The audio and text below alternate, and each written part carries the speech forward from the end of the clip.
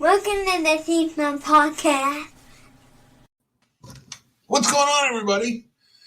It's Hi. Tuesday, and you feel all right. Full House used to star on Tuesday nights too. That's it. That's all I got. That's the song. That was strong. That was special. I like that. I don't know that it was that strong. I think you're, just trying to pat me on the back. Yeah, I'm just lying.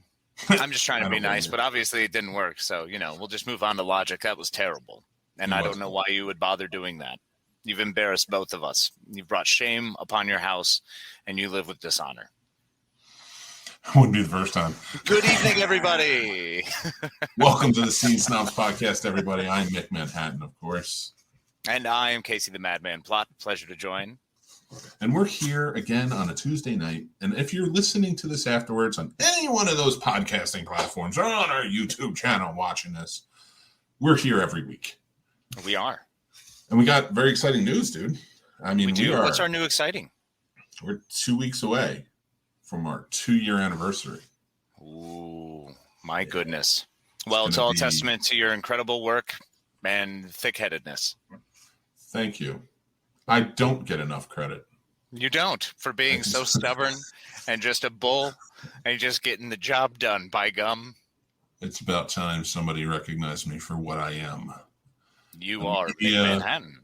I'm a international media conglomerate mogul. Onto yourself. And onto myself. Now, anyway, anybody who watches the Scene Snobs podcast knows that we are wacky and dumb and sometimes fun.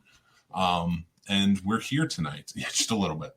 We're here tonight because we're going to talk about some very fun things with a very fun guest. But before we get to him, who is in the green room, and I can see him right now, very sexy beard on him. So stay tuned, ladies and gentlemen, especially you ladies out there. Yeah, because he is going to raise the heat, if you know what I mean. He's bringing the thunder down under in his pants. That's true. We built him up so much, but we do have some of you watching. Oh, is this 20? Yes. Yes. I hope this is 20. It is. And I missed Michelle Tanner. You did. You did. She's in the closet right there. That's the first time I got that right. I pointed to the right side, Casey. Congratulations. No, I just did it. I'm so excited for you. It's all right, though. But you got it right the first time. And you know what? Let's just stop there. But I got it right. Victory. I went to point at you, and I pointed at the closet, and I got that right. And then I went to point at you, and you're on the same side as the closet. I don't know why I went the other way with it. Because your brain's doing weird stuff. I failed. Anyway, how you doing, buddy? What's new this week? I'm doing very well. It's been a fantastic week of work and really not much play, and that's about it. That's about everything I've had going on.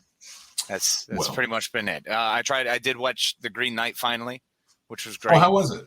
Fantastic.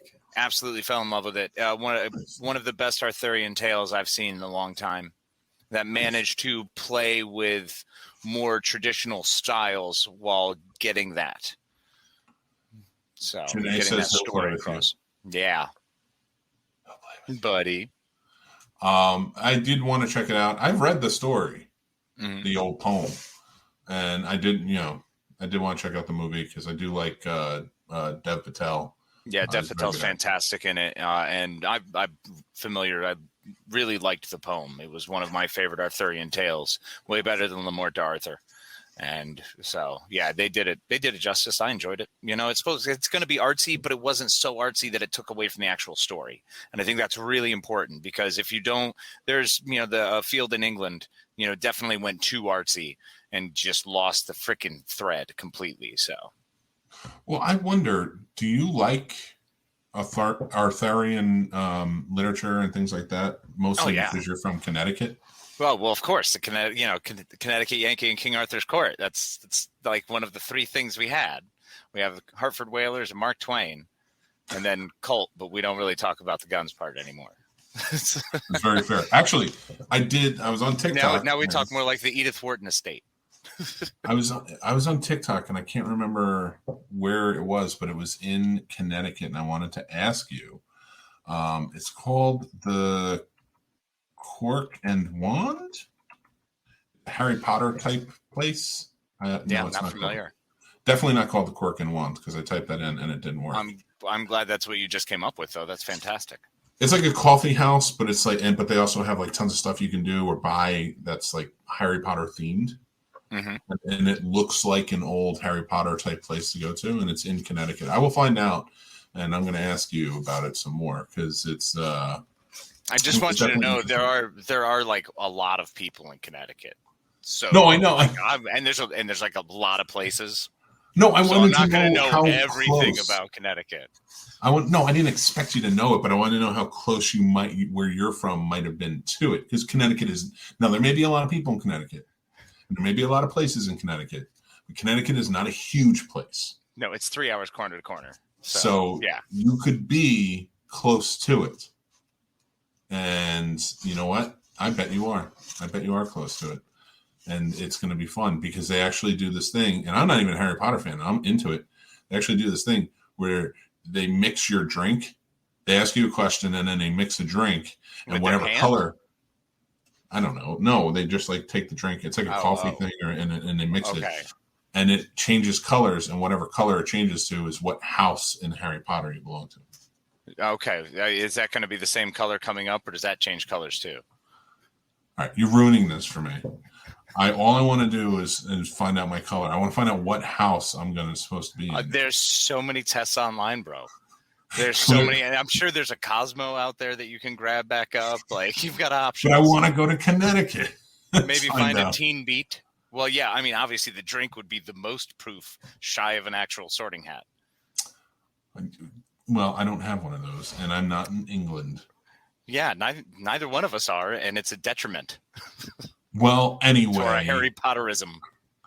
I don't know enough about Harry Potter to argue with you. So I'm going to say, guess what, ladies and gentlemen? It is time for a little thing we like to call Casey Knows Best.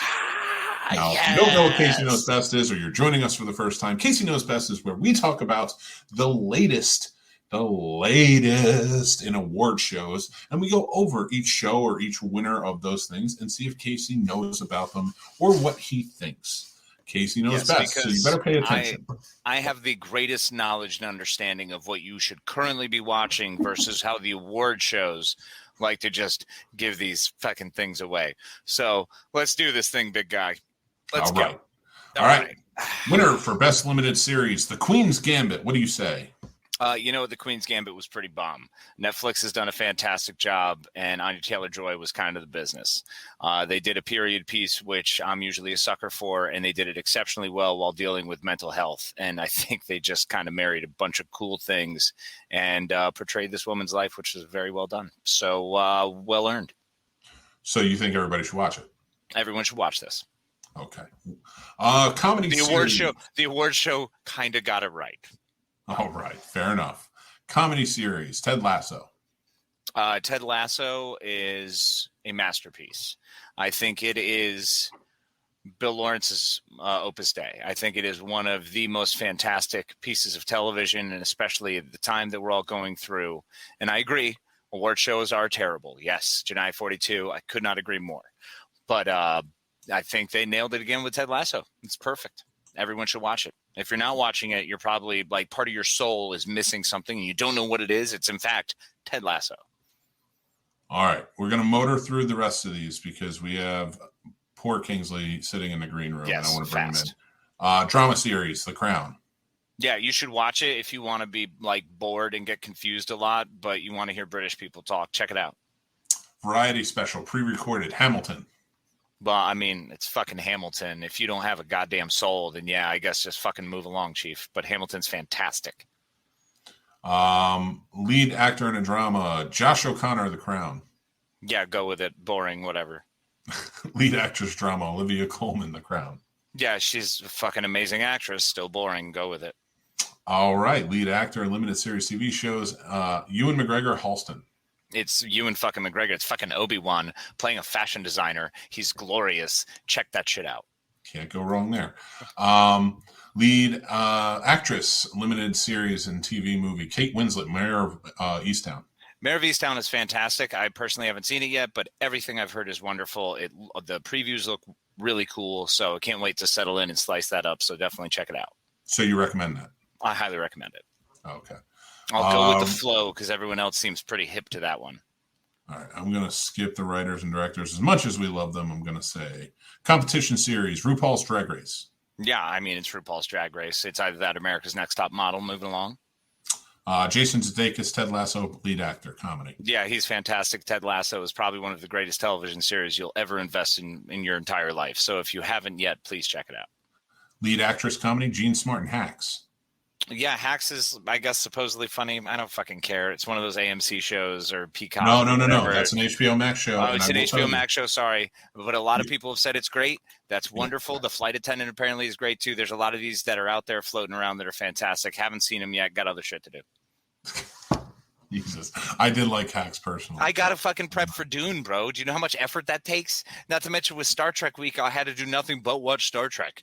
You think I'm going to interrupt that with more comedy shows, whatever? And Brooklyn Nine-Nine just fucking ended. So, I'm a little hurt. I have to recover. Yeah, so I need some, it's beautiful. Carrying on. I'm going to bail on this.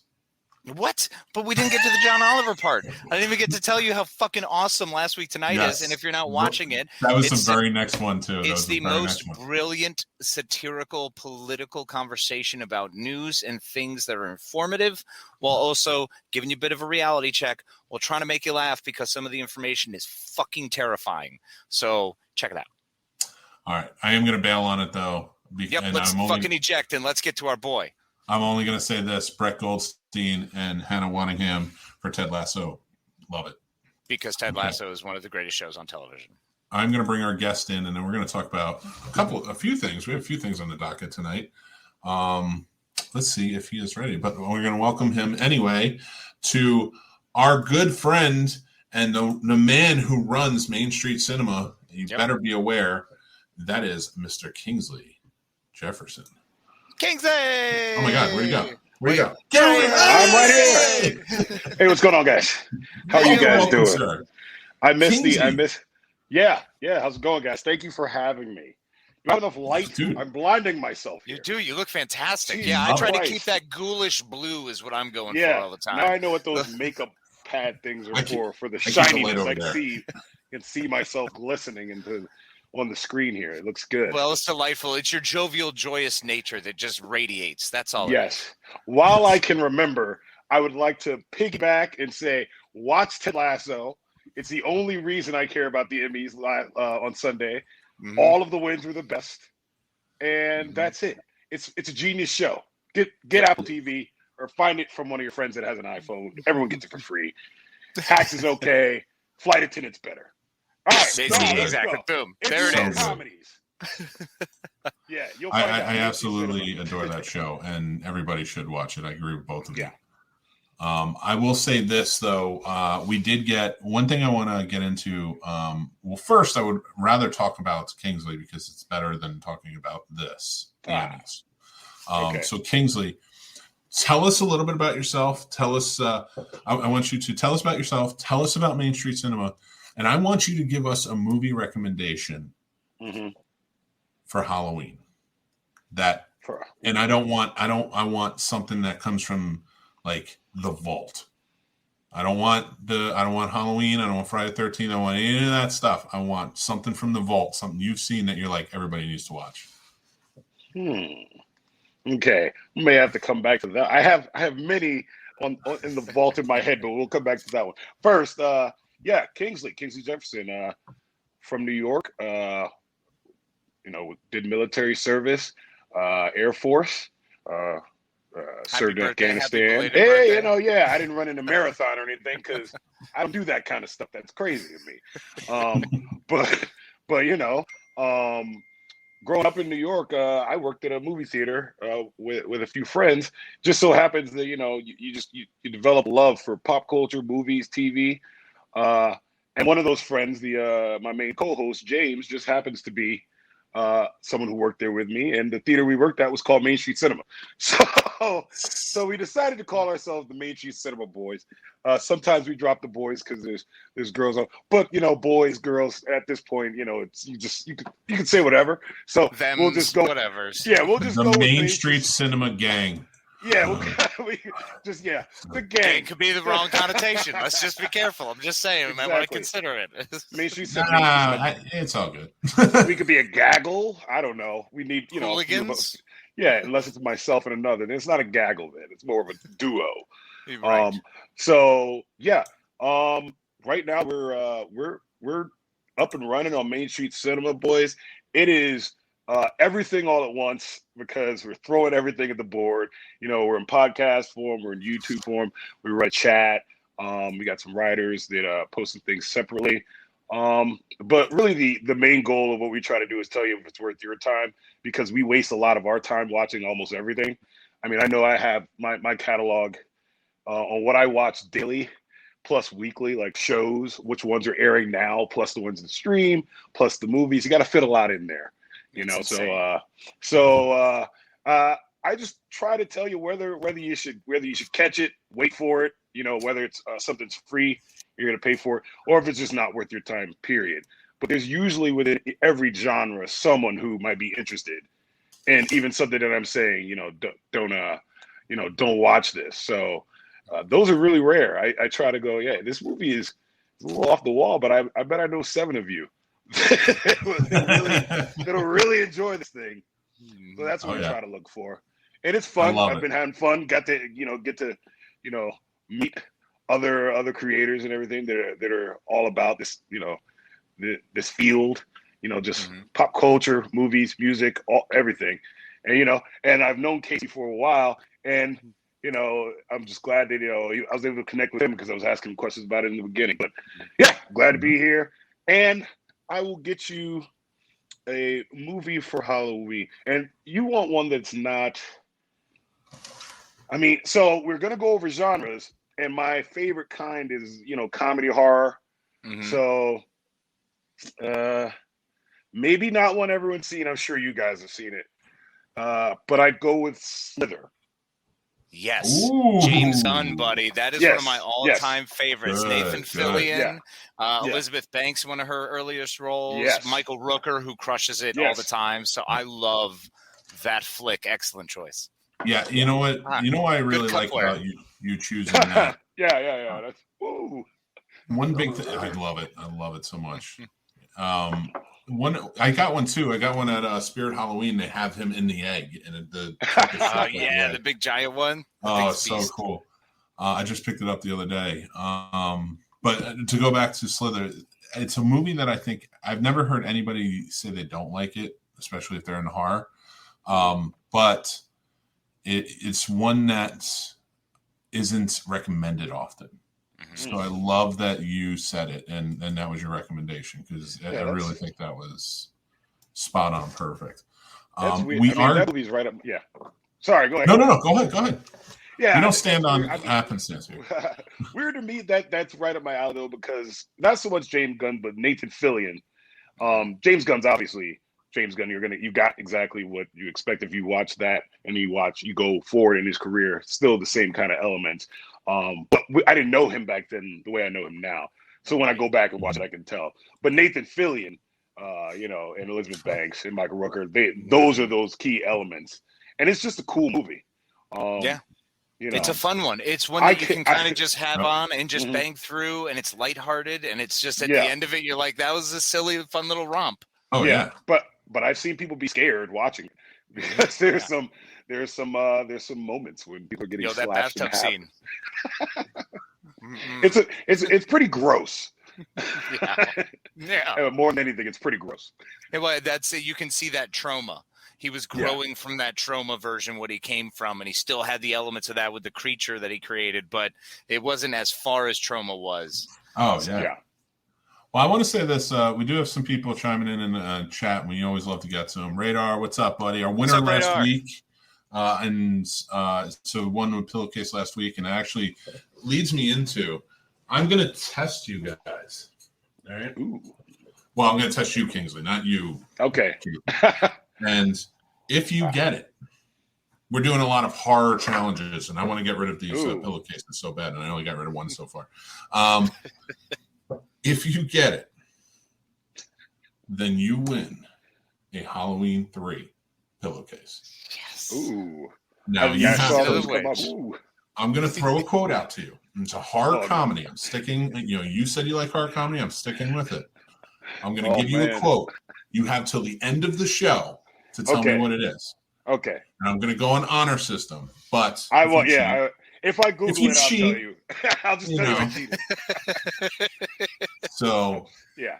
Here's your quote, because I'm also going to give another horror movie quote. It is not the same movie, and this is for anybody watching right now. Okay. And they have until next week to answer the question. But right now, this is for you, Kingsley. Here we go. Okay. Wait, I forgot what the quote was. That was awesome. That was the most suspenseful thing before the actual suspense. Listen, we are not well put together here. It was like Kiss the Girls. It was so many levels. We may have to kill my stepdad. You think about it, you let me know, and if you get it by the end of the episode, you take home the Halloween 3 pillowcase. And Radar, I got yours coming to you too. All right, we have Ron Lippett says. Ron Lippett, hi buddy. Ron Lippett says that Ted Lasso is the GOAT and Hannah Waddingham's speech was perfect. Truly was. Oh, yeah. And she's fantastic. Hannah Waddingham is just glorious, man. Her character, everything she's done, she's just fantastic. And Juno Temple and her interaction is some of the funniest shit on the whole show. Oh, absolutely. Brett Goldstein, my man. He's Roy Kent is my hero. He's every fucking where. Roy Kent. Roy Kent. They told me not to swear up here. Gerard says Ernest Scared Stupid. That is his. He's giving us his recommendation. That's a good one. I like that one. Okay. Radar gives us Demonic Toys. I like Demonic Toys. If you don't mind old school vintage flicks, the movie Ghost Story with John Houseman and Fred Astaire was outstanding. Another great recommendation. That is a good one. Yeah, it's an interesting one. I've checked that one out. I'm a big fan of House 2.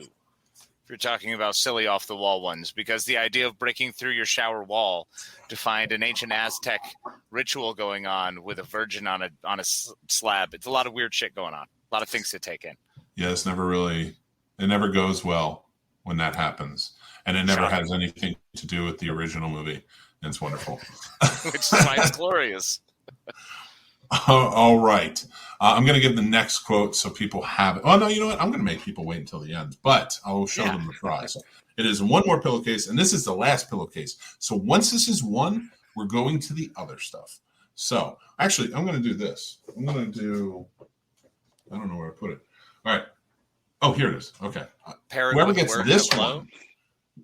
this one wins a Motel Hell pillowcase. And from Cabin 13, which makes awesome horror decor. Oh, yeah. A gingerbread, a zombie gingerbread Christmas ornament. So that's right. You win both of those if you get the quote. And the quote is, I will just give it now, because why not? I think I must have one of those faces you can't help believing. All right. It's not going to be easy. I'm not making this easy on you people. I made it a little bit easy on Kingsley, but he's our guest. Yeah, I don't mind that one. I backtracked from Star Trek to remember. That's well, you can tell me anytime, and you win. Shaun of the Dead. And you win the pillowcase, sir. Congratulations. Yeah, when he comes out of the house. That's a funny scene. I'm just like, there are 3 movies. I'm like, there are 3 times where they had to kill people's dads. Mm-hmm. I love Edgar Wright just loves murdering dads, man. Yeah. He really does. I wonder what he felt about his dad. A little bit of patricide, I would say. Yeah. Oh, yeah. And Radar says the fact that I can't buy a caterpillar from House 2 is a crime. Right, I'm sure bro? Radar understands.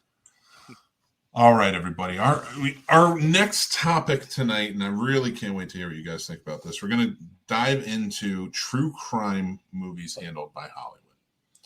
And here's what I want to know. With the thing that's happening with, the murder of Gabby Petito, it's been all over the news. It's disturbing. It's sad. And it's going to become a Netflix documentary. It's going to become a movie because it's all over the media. And it got me thinking, I was like, do I want to see stories like this in the media? Do I want to see stories like this made by Hollywood? And I want to know what you guys think. Oh, Kingsley, please, you're the guest. Fire away, sir. Yeah. Do I want to see the stories like this in the media? No. Not the media. Media, they're always going to do that. I misspoke with them. Well, I mean, you can still answer that question. Do I want to see them? No, but you're going to see them because it's the media. It's going to cover them. It's the way they cover them because media can still do like a true crime editorial instead of just writing about the facts of the case. So like Dateline. Yeah, they can still do that kind of thing. Do I want to see it on Netflix or Lifetime or any of those things? I can't say that I'm a big fan of true crime. I've watched some because of the actors who are in them, like the one with Zac Efron where he played Bundy on Netflix, and some other ones like that. But I know that even those got flack because of things that if I was a victim or related to the family, I'm related to the victim as a family member, I wouldn't want to have to sit there and do it. So, I mean, it doesn't really interest me, and I kind of get where they're coming from. I just think, there's enough bad people in the world. You don't have to keep showing me. You have to keep showing me documentaries and movies about it. But some people are into that. Yeah. I would say, in case, hold on, if you don't mind, hold on one sec. Just to add to that, because I know you're very passionate about this, and I want to let you go, if that makes sense. Absolutely. And I love your rants. So, well, my big feeling on it is, first of all, when it comes to Hollywood and movies, I'd rather see something original than something, or even if you're taking like ripped from the headline sort of thing, like something like Wes Craven did with Nightmare on Elm Street. Those were two true stories in his life that he just kind of mashed together and made this entity that was just truly beautiful and wonderful horror movie. Now, a dead on like trying to follow the story, like I don't mind the Netflix documentaries, things like that when they're done right. Like Making a Murder, things like that. It became huge, but it was a really well done docuseries. It's the scripted movies that come out that are taking way too many liberties with the story and how they portray the victims that I'm just kind of like, and sometimes how they portray the killers that I'm like, killers, yeah, exactly. Like Zac Efron didn't do a bad job as Ted Bundy, but he's made him seem hot. Yeah, it's Zac Efron playing fucking Ted Bundy. Are you kidding me? I'd go to that dinner hunk with him. Of man. Are you shitting me? I would absolutely be enthralled with that man. That's some horse shit. Yeah, I don't want to see him idolized in that way, but that's fine. Sorry, I'll get there. No, but that's a great point. And you do stuff like that, and it's like you're over sexualizing this horrendous thing that we just watched for days in the media. That, of course, is going to be shut out in a couple of days now that it's solved because the media sucks and they don't care about anything. And then you're going to get a movie about it, and it's just going to be, what are you doing? Like, seriously? Like, this is how you treat a 22-year-old girl. Mm-hmm. I don't want to watch a movie about that. I don't want to watch a movie that you're going to make about that. I may watch a Netflix documentary and learn more about the case because they'll go in depth, but I don't want to watch your movie about it where you're going to put some sexy star playing the boyfriend. I don't know who. I'm a millennial, so I don't have. I was born in the late 1900s. One of the Jonas Brothers. I don't know what these kids are watching nowadays. It's Nick Jonas playing him. I know him. It'll be The Rock. So I was thinking The Edge. Oh, yes. Maybe the Christian Edge in there too. Yeah. Why not? Oh my God! Don't play the parents. And listen, let me tell you something about Edge. He was great on Haven. All right, I love that show. It's still one of my favorite shows. With that Eric Balfour giant face. You shut your mouth about Duke. Shut your mouth about Duke. Duke was a hero. He gave up everything. I got get out of here with your Haven. But Mick, you were right. Yeah, I totally. He just left a little bit. I agree with Mick. Before you go, Casey, the two biggest problems that you have when you're watching it is the glorification of like the perpetrator, because you have that situation where these actors, when it's scripted, like Mick said, you have these situations where you're making this person not seem so bad. Even the one that was on Peacock about the doctor that it was Joshua Jackson. Great job, but there were episodes where I was like, he didn't seem like that bad of a guy. Terrible fucking guy. Terrible guy. But you're making me. I'm watching the episode and be like, oh, this isn't so bad. It's humanizing that aspect. That's just uncomfortable. We don't need that. We don't need that in our lives. Personally, it's good. It's good for the show. But other than that, the victim blaming that comes because of the situations they show that the person putting themselves in with this perpetrator that's being glorified. So you just have a double whammy of just poo. And that's all I see when I'm watching. Like, exactly, that's what it is. We already have a glorification. Who's at fault, though? We already have a glorification in the media that's happening. So the media is already building these people up and already has built them up. For years, we've already been the stars are the serial killers. It's been terrible, but it's what we've seen. And the victims are the ones who usually have to fight for their innocence, for the proof that they deserve to die in a way, is the way it's seen through the media's lens in a lot of ways. And it's fucking disgusting that they would dare set it up that way. Hollywood is doing the exact same thing to make you humanize and then glorifying these people. The same thing we saw happen with Charles Manson. It's a terrible fucking thing that happens, but that's where you get these sycophants and these people who want to follow that line, who want to be part of that because they get trapped and roped into it.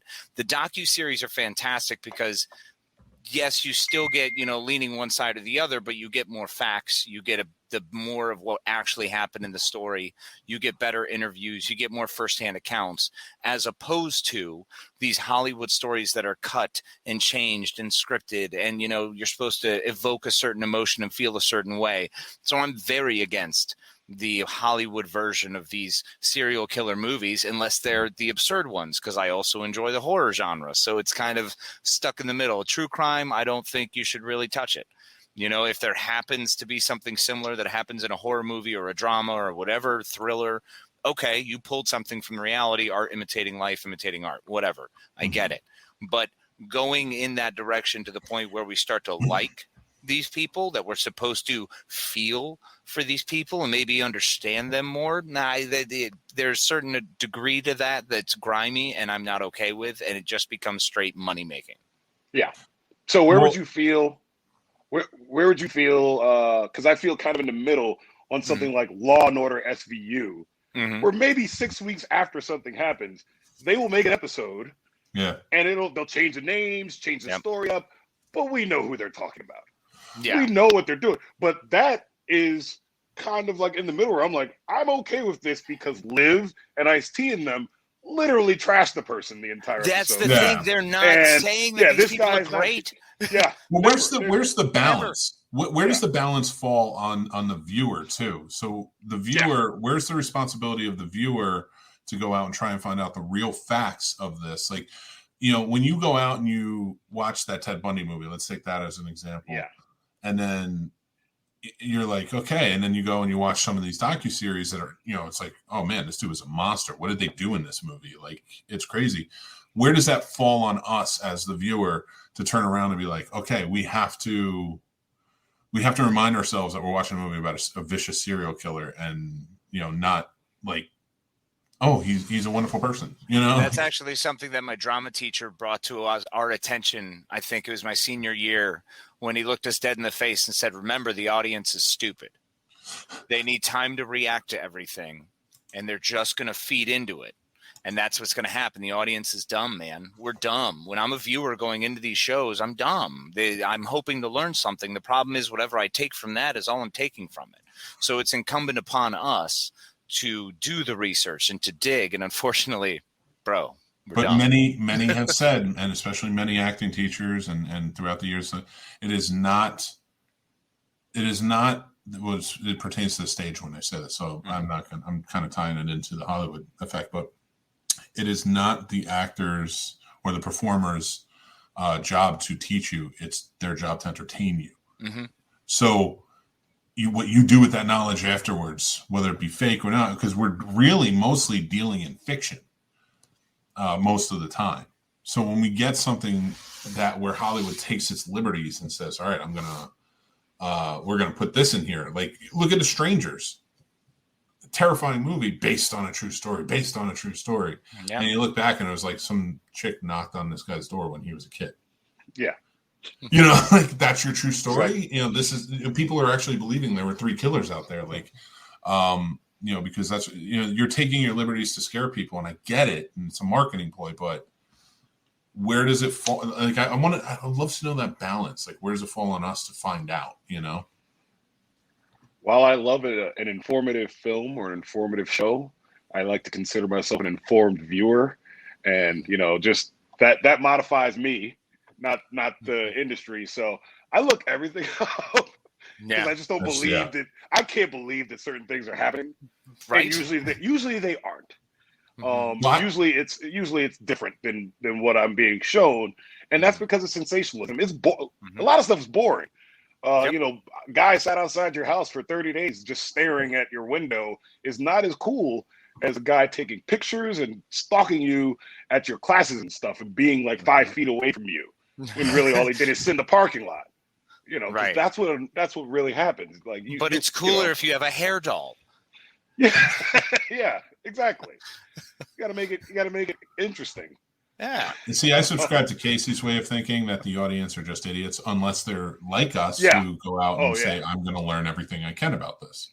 And that's the unfortunate part. That's where you get so many people who said, I saw or I heard. And it's like, okay, well, what the fuck did you read? Where's your source material?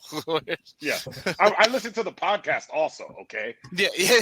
The true crime podcast that the movie is made off of. That's what I listen to.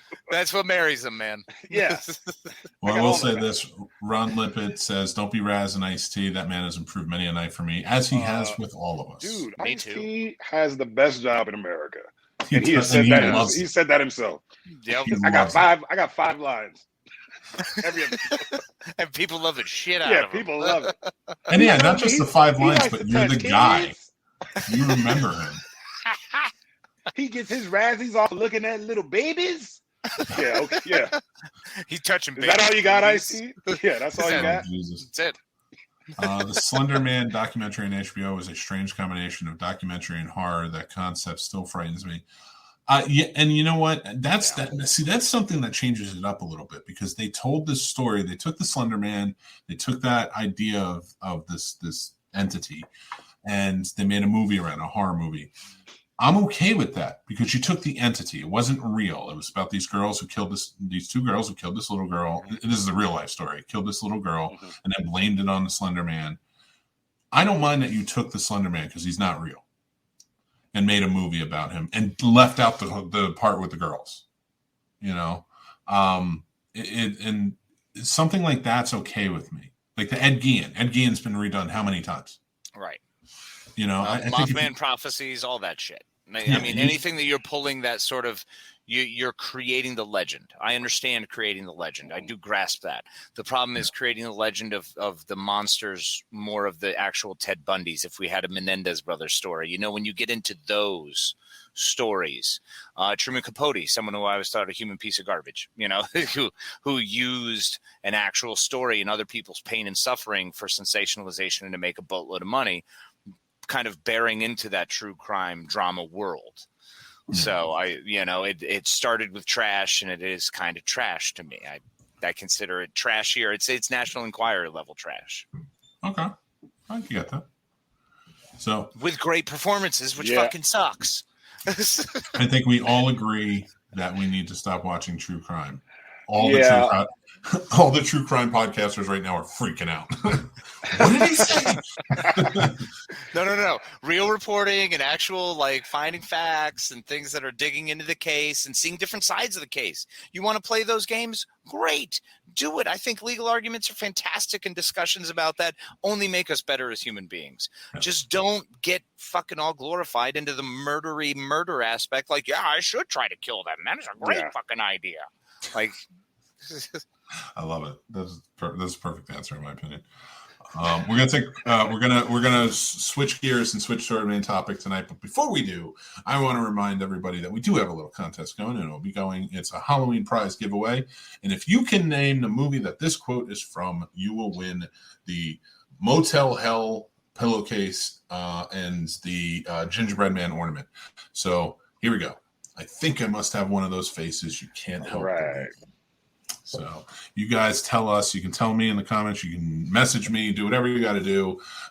all before next episode. So you have a week, and you can even look it up. So don't screw up. Get it done. Who's going to drop the ball?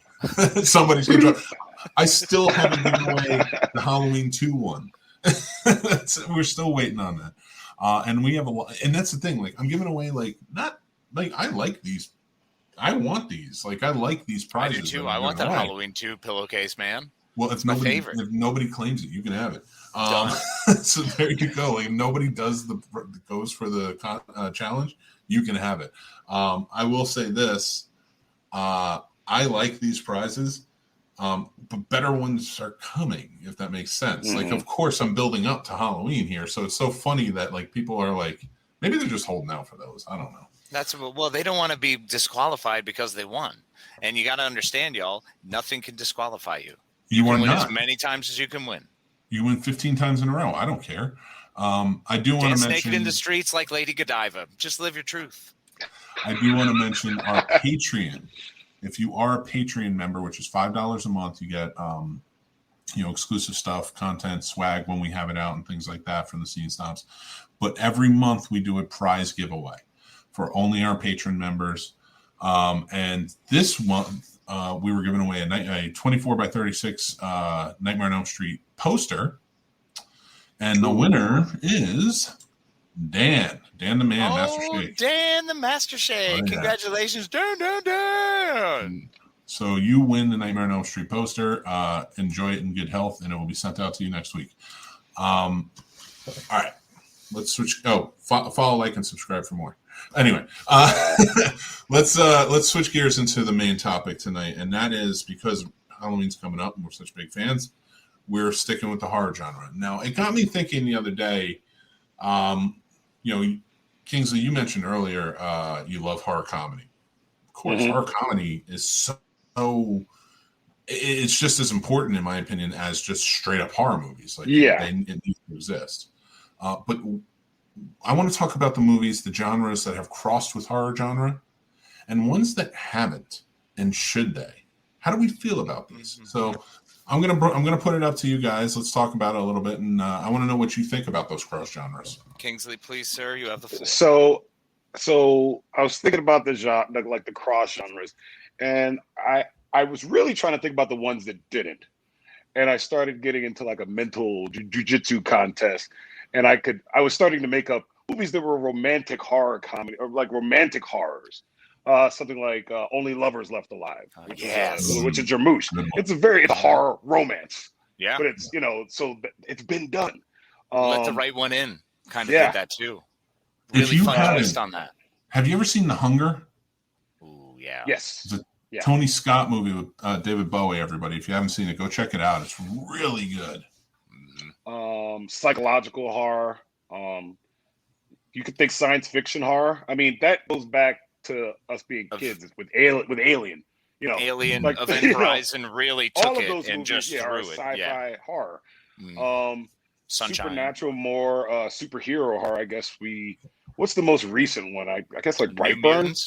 Brightburn. Well, I guess New Mutants. Would be horror, superhero horror, and then obviously the show, The Boys. I guess you could consider that horror when that chick is drinking the milk. That's pretty scary. That's the scary. Wait. In The Boys, that's the most horrific part for you? That really made, I wanted to turn the TV off when she's like, well, not when she's drinking, when he's like, he's tonguing that bag. They run a boat into a whale and like end up inside of the whale and the blood and guts, and the most horrific scene to you is titty milk. That scene was horrifying. Butthole exploding Invisible Man was pretty intense. That one got me. The Invisible Man was a good one when you talk about psychological horror. Yeah. A new one for that would be like Possessor. Well, that's like body psychological horror. So you get like a 3-part mix, which brings back to Slither too. Yeah. Like I guess nature horror. There hasn't been enough good nature horror. It's something where like, Mark Wahlberg was busy doing science. Okay. All right. So Kingsley, I said there hasn't been enough good. nature horror. I've seen nature horror movies. Yeah, sure. Please don't if you ever wanna- say The Happening If you is want to good. start with The Happening being at the top of that list, I'm okay with that. Oddly, and then we'll I just- think it's middle of the pack. Yeah. No. Because all right, where does nature horror? How much does nature horror expand? Do we talk about animals? Because there's lots of good nature horror animals movies. What about Squirm? Evil Dead. I mean, there's a tree that rapes a lady. No, So yeah, it no, can't no, be no, a no, no. supernatural Nature anime. That It is needs not to be like that's it needs to be like like plants and the ground and stuff like that. Like non-supernatural nature. Swamp Thing? That's not that's supernatural though. Oh, fair, yeah. So like technically alligators. no. Wait, Technically, that's science. I mean, Technically, it's science because it's not. He was turned by a formula, so we can kind of err on the side of science with that one. Let's just say COVID did it. That's clearly what happened. Okay, well then, where do you land up with like Outbreak and Contagion and those kinds of movies? Those are psychological thrillers for me. Okay. Which are still Those aren't horror movies. Tears on the horror side, like but Lake Placid. Well, actually, that's a nature horror. Yeah, I mean, is it an animal horror movie or I think it's a nature horror movie, right? You got to put it in a bucket somewhere. Day of the Animals. Yeah. Go back to Leslie Nielsen days. That was a crazy one. But going back real quick to the movies like Contagion and Outbreak and things like that. What was that? Shadow in the Darkness? I have no idea. Ghost in the Darkness? Ghost in the Darkness. Yeah. Ghost in the Darkness. That was a good one. But those movies that deal with pandemics, have a whole new meaning now, and they're much scarier than maybe they were 20 years ago. And that was the crazy thing with watching Contagion and really enjoying it, but understanding how boring it is, and yet the complete and utter loss of life was obscene. So like you're watching something that's way more horrific than some dude in a mask running around killing a bunch of slutty teenagers. No one gives a shit. This is something killing millions of people, and it's not as scary. It's kind of like, man, I'm desensitized, whatever. Of course society will break down. We're shit, whatever. Would it be scarier now?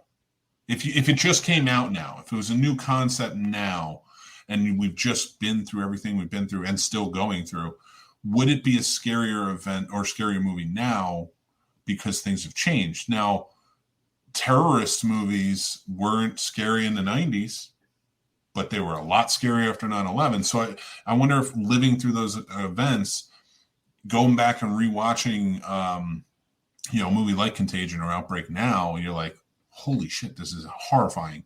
How accurate it is and everything we've been through now that we know.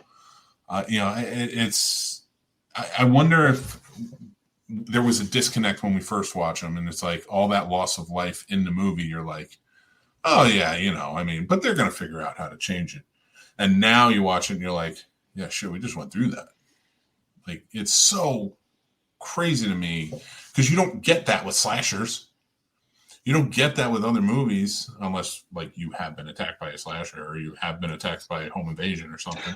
But that is a very small, like a more personal thing. Like this was an epic scale. I think from what I got back from feedback from followers and friends over the last year is that it definitely was scarier. It was just more about the unknowing, and they were like, wow, this is happening now. Of course, it's not exactly what's happening now, but it was scarier to a lot of people when there was a resurgence of all these movies, Outbreak, Contagion, even like the Sci-Fi Network ones that suck, but they're out there in numerous forms to watch about some type of outbreak.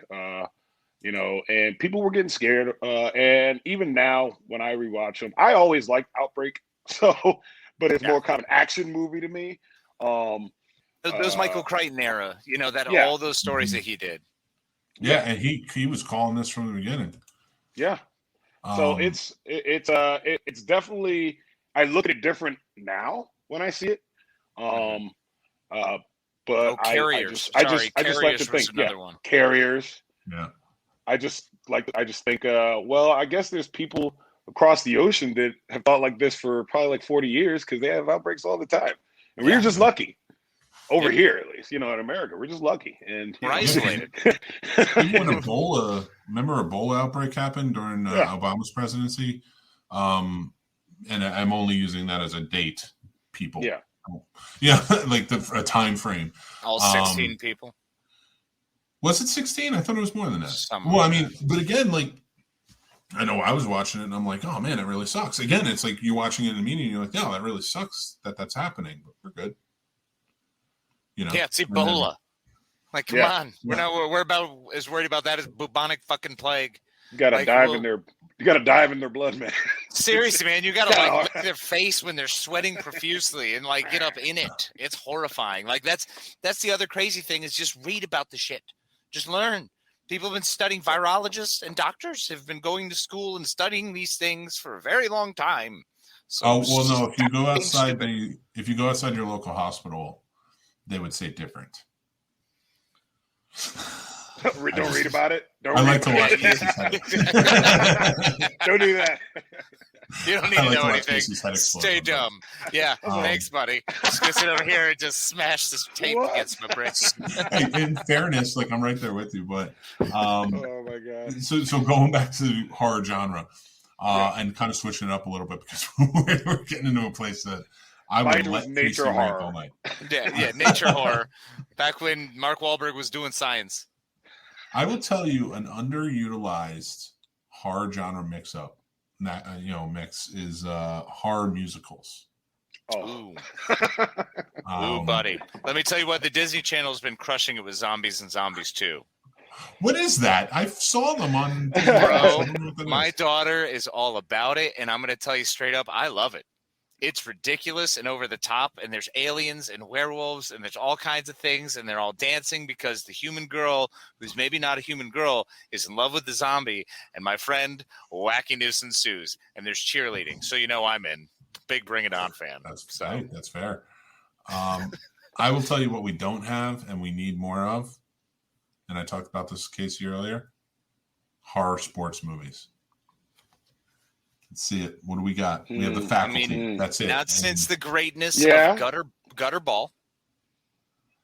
Gutterball. Yeah. I don't know about Gutterball. I have to check that out. It was a comedy, got 4.6 stars from 2008. A bowling night will turn into a bloody death match for a team of teenagers as a deranged serial killer is taking them down one by one. That sounds like fun. And also, watch list. Right, Gutterball, and then also let's not forget the wonderful classic Sorority Babes and the Slimeball Bolorama. That's sports. All right, you guys go ahead and continue the show. I'm going to think about Michelle Bauer. Sounds like Mick is right, and that is an underutilized, or at least not as performing well genre. Yeah, when you have three and one of them just has football in it. It's not even like a football like alien movie. That's Space Jam. That can be a horror movie. Is it? No. Yeah, I'm scared of it. Yeah, scared to put it on. Yeah. Anything with Bill Murray doesn't have horror. Scared of the acting. Radar says fave Disney Halloween movie is Halloween Town was righteous. Those were great back in the day. Yeah, I love those. I love those kiddie movies. Those are fun. I think there's a bigger genre there. They could use more of the Hocus Pocus style of movies or the Halloween Town story. There are a lot, but we do need more. They suck. I think kids need to be indoctrinated. I have to watch all of them. Yeah, no, they don't all they're suck. not great. Monster Squad? Really? Okay, Monster Squad's great, but my daughter won't watch Monster Squad yet. She's still scared. The Goosebumps movies? Yeah, still scared. I don't know.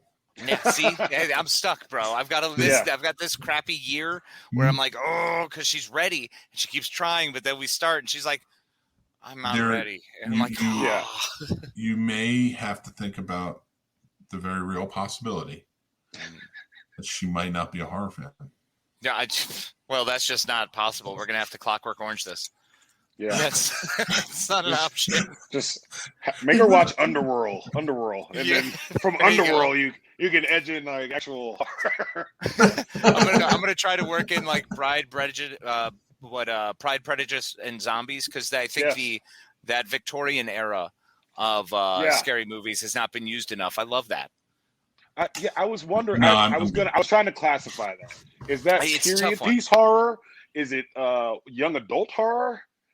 Because it's not drama horror. Because drama horror would be more serious. No, I think you would consider it young adult. Young adult and possibly comedy and horror. Period piece. It fits in. I mean, same with Abraham Lincoln Vampire Hunter. That fits in all of those categories. That is a comedy. You know what? Funny how bad it I'm is. laughing. This goes for all genres. You know what I'm good with and never needs to be done again? Anything from the Victorian era. Bro. I hate the Victorian era. Little Women and Zombies? I'm cool with Sherlock Holmes. That's it. Okay. That's it. Right. But they can get boring too sometimes. Isn't Bridgerton in that era? Yes, it is. And there's a lot of humping. Queen Victoria. Yeah. Well, that's a softcore porn. So if you need that in your life. And if one person murdered someone else, it could be a horror movie. Yeah. Don't take it away from us. We know it's softcore and we're good with it. Yeah. We're Skinemax kids. I also find eras before that era where people were faced with death a lot earlier and a lot more often more interesting.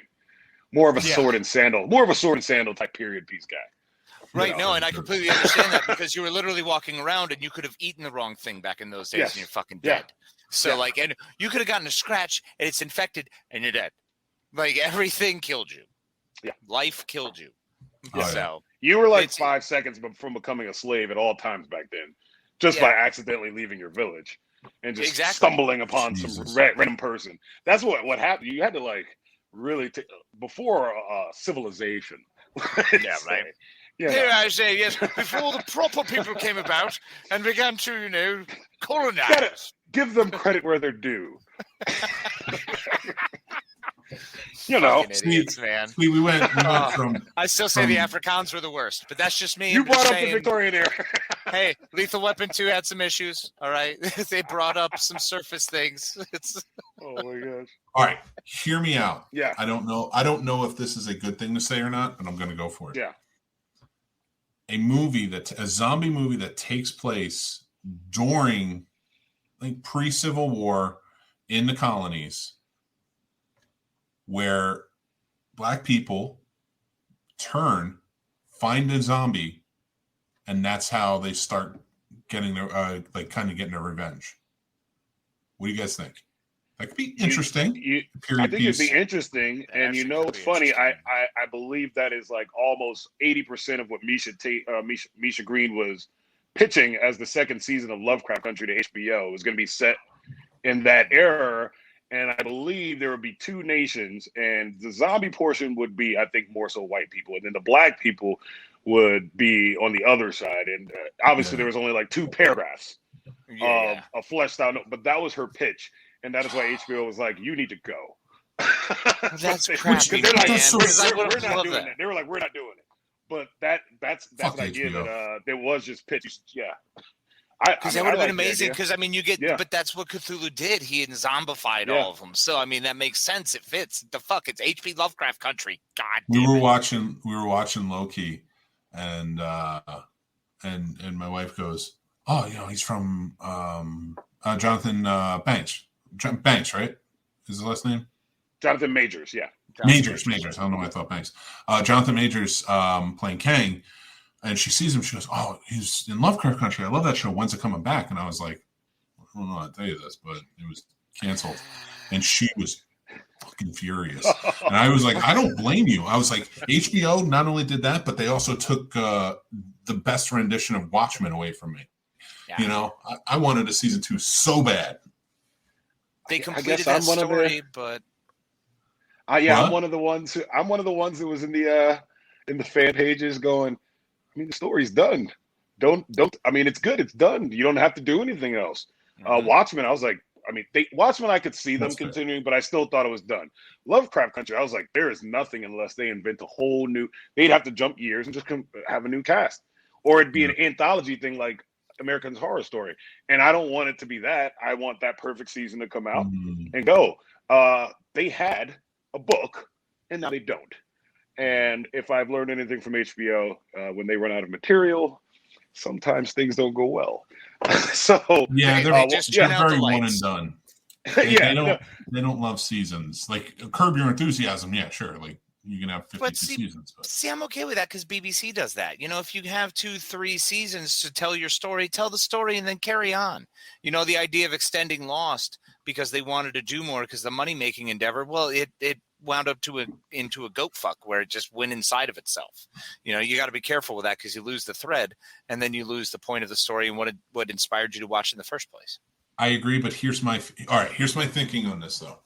If I hate when studios come to you and say, hey, this was a huge hit. We're winning awards, lots of viewers, make another season, make it happen. And then if the writers are saying source material, we told the whole thing, the story's over, and they force it, then it's going to be bad. But if the creators and the writers behind it step up and say, hey, we have an idea for season 2, and this was a mega hit, and they turn around and say, nah, we want source material. It's like you're not giving creators creativity, room for creativity, and if it's creator driven, it's probably going to be good. Perfect example: Breaking Bad. Ted Lasso. When you give creators the room to just create, you're going to get something good. Or like Radar says, GOT. they need that GOT money. Yeah, they wouldn't need it if people watch his Dark Materials. True. But you guys don't want to watch one of the best shows out there right now. No, I do. What is that? Is that the stupid compass with the panda that's got the armor? Whatever. I do. They took the books and they just drew it out. They're like, here's my ending problem next year, but they're not going beyond what the books are doing. So they just drew fair. it out. Okay. Here's my problem. That's smart. I go on HBO Max. I click on the show I want to watch. I click on the episode I want to watch. And then it goes blank and then goes back out to my, for some reason, they don't want to play anything on that stupid app. Have you tried paying your bill? Fuck you. I'm all paid up. I was gonna go lighter than that, but I was like, Casey, it's just all right. Hit the hard ones, buddy. Yeah, man. But Netflix, I haven't paid in 7 years, and all of a sudden, they're still giving me the content. Hey, man, I still get DVDs in the mail. I don't know how. But Crazy Schmott is getting all kinds of stuff. That's fair. I did. So real quick, I want to go around the horn before we finish up and talk about any new movies that we watched. Kingsley, you are a guest. We're going to let you go first. Any new movies that you saw that you liked or didn't like? Tell us what to stay away from or go with. Yeah, of course, yes. So you want new and old? Newest one was Zone 414. It's a pretty decent sci-fi noir starring Guy Pearce, and it really is like a mix between Blade Runner and Westworld. And I believe Travis Fimmel from Vikings, who plays Ragnar, he plays a really weird character in it. And it really is about AI and just a dark world that's created where there's an AI who wants to be human, and then there's humans who want to be AI, and it's decent. I would only really recommend it for hardcore sci-fi people and even those might say, hey, I've seen Blade Runner, which you can't. Or Ghost in the Shell or whatever. Yeah, I've seen these things. Yeah. But that one was pretty good. Escape Room 2, horror, since we're getting into that today. Escape Room 2, I think, which they call Tournament of Champions, was a little premature because I didn't know who the hell the champions were when I watched it. Jumping the gun. I like seeing movies where people have to get out of rooms or they'll get chopped up, like Saw in Escape Room. And have to figure out clues, because I like going, you're a dumbass, during while I'm watching it. You can do that all day. That should have its own category for horror movies, as mocking movies, the ones you can mock the fuckers at. Yeah. I'm gonna cut you off real quick and just say I've been typing in everything you've been recommending so I can get it together. And I thought you said, oh god, I thought you said Escape from 2. Oh no! And I typed it in, and all it brought up was Escape Plan 2. And I see Stallone everywhere, and I'm just like, there's no way he's recommending this. Isn't there going to be a 3? There is a 3 with Batista. Then there's gonna be it's gonna another one, or there's gonna be another one. And there's another Expendables coming. Oh God! Hey man, let him make his movie. I mean, the if man's Fast and the still Furious can have entertaining. 12 movies, let Stallone make his movies. Who cares? I agree. You know what? That's a good point. I may not go watch it, but he can make it. But yeah, Escape Room Tournament Champions, fun. Not gonna blow you away, but if you like seeing that kind of stuff, it's not even that gross. It's just the puzzles and the rooms and the intricacy of that is pretty cool. If you wanted them to build a universe, you're not gonna get that. They didn't do a good job of bridging 1 to 2 because you probably needed movies in between. Malignant. I loved Malignant. I know some people did it, and that one. What would we consider that a mix of? That is supernatural horror. Yeah. Or is it? I mean, but really, is it? It's just a ding in her neck. So. I mean, it's still creature. Ruined Supernatural. Creature. Oh, ruined it. Sorry, spoiler alert. Don't watch it. We have one rule, Kingsley. You can't ruin anything 2 years old within 2 years. 2 years. Oh my gosh. Sorry, guys. It's all right. You know why? It's just a movie. It's been a week. Well, everybody's watching no, it's my fun. God. Yeah. But no, I love that. I love that when everyone's going to see it. It's not as scary as some would say, but I'd say the cinematography from Juan is some of the best stuff in that. James Wan is fantastic. There's just crazy stuff going on in that movie. Other than that, I'll just throw 2 more out. Vicious Fun, which just came out. All it is a movie about a meeting between serial killers, and someone stumbles into this meeting and has to figure his way out of being murdered by these serial killers. Amazing. Doesn't that sound fun? That sounds amazing. It's a comedy drama, so it's got some folks in it that people might recognize when they go to look at it. Dave Kochner, I know everyone remembers him. So I think that's. Oh, one more. Fried Berry. It is my new. Fried Berry. Check this one out. It is a South African sci-fi horror flick about the abduction of a deadbeat man who is then reinvigorated in life by an alien, but he has to go through some things that lead him to doing some pretty horrific acts. So this one is kind of this one's for the crazy people. This is the Psycho Gorman. Right. This is the Psycho Gorman type recommendation. Nice. If you haven't seen Psycho Gorman either, and Sweet. Those are my that's what I've watched recently. Sweet. I have got How It Ends. So I'm big into my apocalypse stories. I love my apocalypse tales. This one was just a random one that caught my eye. Looked a little offbeat. It's sort of an offbeat, quirky movie. It's got a very big heart. Directed and written by Zoe Lister-Jones, Daryl Wine. Did a fantastic cast, man. The cast is what called me. Whitney Cummings, Tawny Newsome, Olivia Wilde, Finn Wolfhard, Logan Marshall Green, Nick Kroll, Rob Hubel. I mean, just huge names, but people that I love, and they're so funny. And this is one of the coolest end of the world stories because it's about a girl trying to get to a party, but it's done in this very meta way where she's also dealing with her self-trauma and trying to learn self-love in literally the final hours of the earth. It's beautiful. It is fantastic. And it really was funny as shit, quirky and lovely along the way. And I'm going to say something I don't say often. I put this on the level of Big Fish. All right, moving on.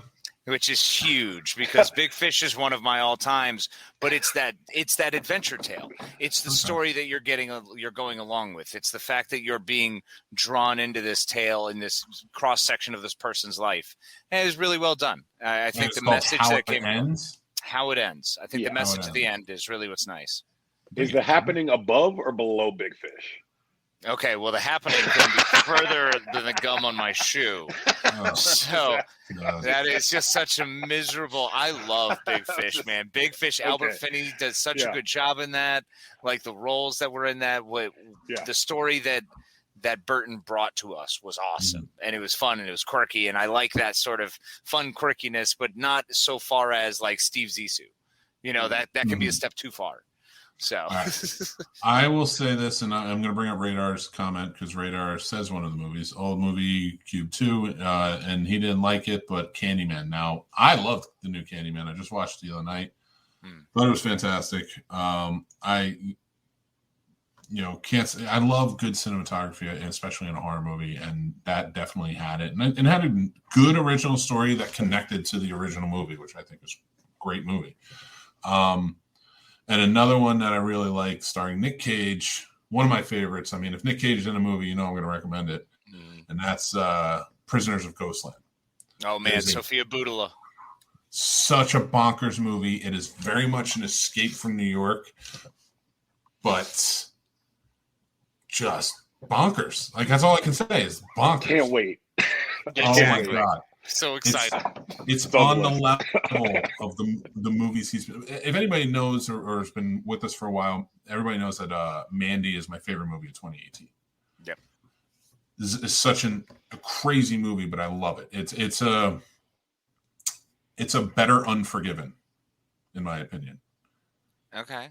Because that's basically what it is. Like, except like you see the wife get murdered, and I'll go into detail of that on another show. But Mandy is one of my favorites, and Ghosts and everything he's been making since then has been just as crazy. But I love it. Willy's Wonderland is another one I really enjoyed this year. Color Space was great. Jiu-Jitsu was insane, but he was great in it. Mom and Dad. He was great in it. That's what I said. Mom and Dad, yes. Yeah, Mom and Dad. I did like it, but it was bad. I get it. I liked it for the very reason of what it was.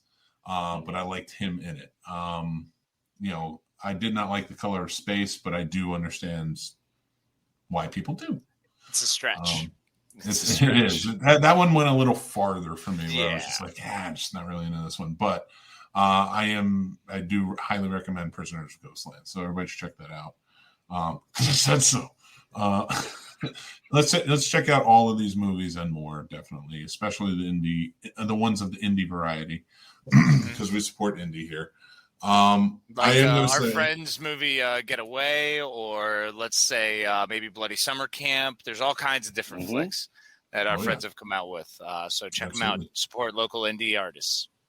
Absolutely. We had Hannah Fierman and Ryan James on to talk about their movie. And just so you guys know, you can still go and support them. They're getting ready to film it, or they did start filming yesterday. But they changed it. It's no longer the event surrounding A Peeping Tom. It is called Dark Circles. Okay. So you can go check that out and help out. Go over to the scenesnobs.com, and we have all of them up there. So I want to thank Kingsley. Kingsley, thank you so much for coming on the show tonight. Thank you, guys. It's good being here. Great time. On the recorded version, just bleep out my mistake there. Nah, we'll definitely keep it. We'll add like trumpets around it so Look everyone knows. Yeah. Hey, this moment, it's right fucking now. All the time. I don't edit that well. I can edit that well. I just don't. So when I say I don't, it's not that I lack the capability. I'm just like, oh, this needs to go up. Put